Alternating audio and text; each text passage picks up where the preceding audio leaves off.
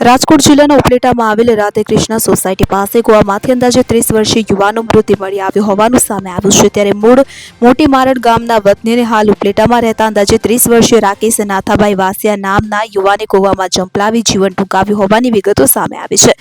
Upleta Nobel hood સ્કૂલની van ચલાવતા રાકેશ વાસિયાએ કોઈ કારણોસર ગોવામાં જંપલાવી આત્મહત્યા કરી હોવાનું જાણવા મળી આવ્યું છે। તો રાકેશ વાસિયા થોડા દિવસોથી સ્કૂલે પણ આવતો ન હોવાની વિગતો સામે આવી છે। યુવાને કુવાની બાજુમાં સુસાઇડ નોટ પણ લખીને મૂક્યો હોવાનું પણ જાણવા મળી આવ્યું છે। ઘટનાની જાણ ઉપલેટા પોલીસને થતાં સ્થળે દોડી આવી તરવૈયા રજાક હિંગોરા તેમજ ગુલામ હુસૈન શેખની મદદથી યુવાનના મૃતદેહને કુવામાંથી બહાર કાઢી પોસ્ટમોર્ટમ અર્થે હોસ્પિટલ ખાતે મોકલી આપવામાં આવ્યું હતું। ત્યારે કયા કારણોસર 30 વર્ષીય યુવાન રાકેશ આત્મહત્યા કરી છે તે પોલીસ તપાસ બાદ જ જાણવા મળશે। હાલ તો ઉપલેટા પોલીસ દ્વારા ઘટનાની આગળની કાર્યવાહી હાથ ધરવામાં આવી છે।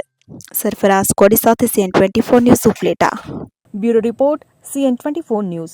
હવે જુઓ દેશ દુનિયાની તમામ ખબરો તમારી આંગળીના ટેરવે। ઉઠાવો મોબાઈલ અને Google Play Store પરથી ડાઉનલોડ કરો અમારી CN24 ન્યૂઝ મોબાઈલ એપ।